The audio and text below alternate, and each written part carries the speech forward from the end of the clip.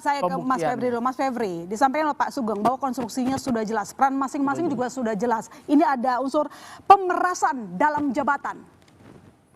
Menurut Bang Sugeng kan begitu ya. Kalau kami Sudah dilaporin dari tahun lalu, pokoknya.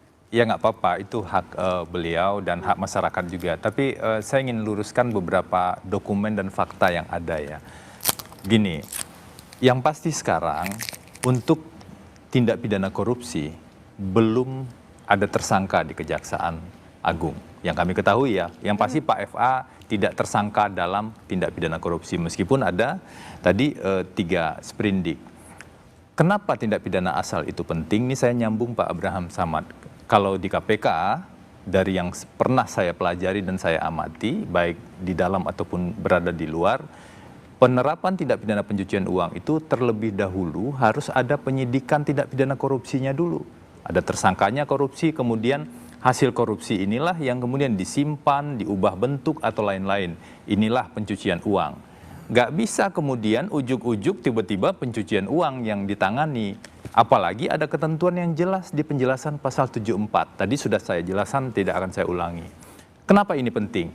Saya meminjam apa yang disampaikan Bang Sugeng tadi. Kalaulah benar ya, tindak pidana asalnya adalah terkait dengan Asabri, dan disebutkan beberapa nama tadi, pertanyaan sederhananya adalah kapan peristiwa pemberian dari orang-orang yang disebutkan tadi. Kalau di pemberitaan kita lihat penanganan kasus Asabri saja itu terjadi di Kejaksaan Agung di 2021, baru limpah sebelumnya di Polri.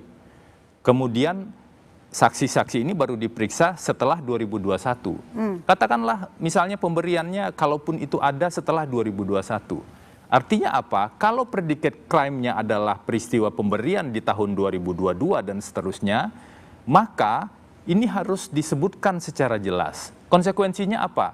Ada satu putusan Mahkamah Agung di tahun 2024 yang lalu yang secara tegas mengatakan tindak pidana pencucian uang hanya bisa diterapkan untuk rentang perkara setelah predicate crime.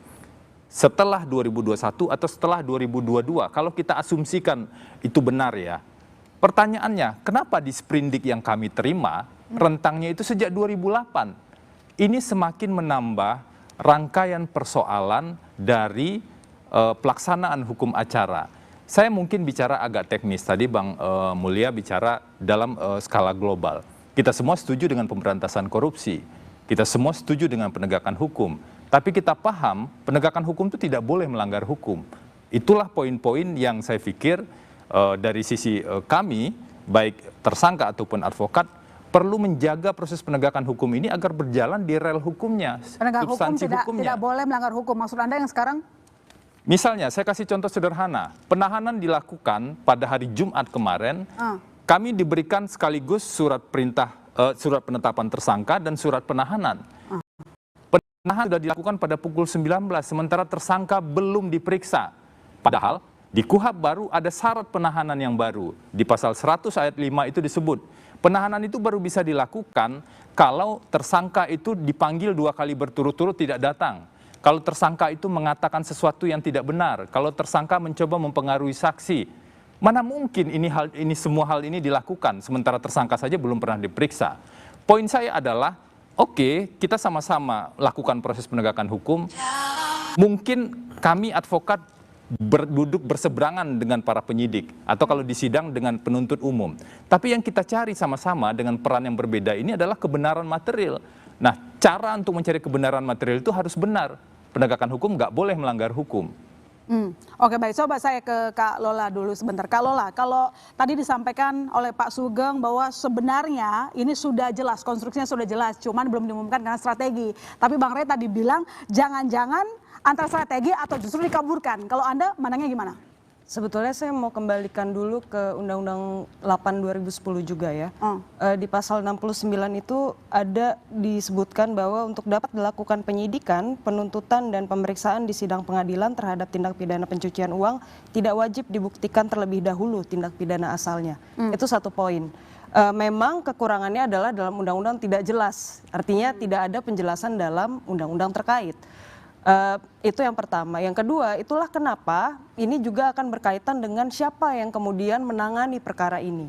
Dari awal kritisisme yang muncul itu adalah kenapa ini kan orang yang powerful di Kejaksaan Agung. Dia adalah mantan Jampitsus, kemudian diperiksa oleh Kejaksaan Agung langsung gitu. Terlepas dari kemudian dia melepaskan posisinya, dia mundur dari jabatannya. Naif sekali rasanya kalau kita pikir bahwa kemudian tidak ada relasi kuasa itu gitu. Itulah kenapa salah satu dorongan paling awal yang didorong dalam penanganan perkara ini paling tidak oleh ICW, kasihkan kasusnya di KPK gitu sebagai pihak yang ada di luar sengkarut yang sekarang akhirnya terjadi begitu. Nah, ini kenapa kemudian tadi apa yang Pak Samad sampaikan di awal soal pengalamannya yang ada di KPK itu agak berbeda. Asumsi saya kalau memang penanganan perkaranya itu mau dijaga betul kredibilitasnya, kemudian juga integritasnya, kasihkan saja ke pihak ketiganya yaitu KPK. Dan dalam hal ini pasal 10A Undang-Undang 2019 juga memungkinkan hal itu gitu. Jadi ini kan sebetulnya kekeruhan yang muncul ini itu bukan tanpa sebab. Bisa jadi tadi asumsinya Bang Rey misalnya, bisa jadi itu ada dasarnya, bukan tidak berdasar. Kalau memang mau, kembali lagi, kalau memang mau diurai perkara ini dengan lebih terang, lepaskanlah semua konflik kepentingan itu. Balik lagi, naif sekali kalau kita pikir hanya sekedar karena dia sudah mundur dari jabatannya, kemudian tidak lagi ada relasi kuasa yang terjadi di situ begitu. Jadi lebih baik langsung saja kasihkan ke KPK. Jadi kalau misalnya itu langkah pertama yang diambil, dugaan saya tidak akan serumit ini kita membahas ini semua.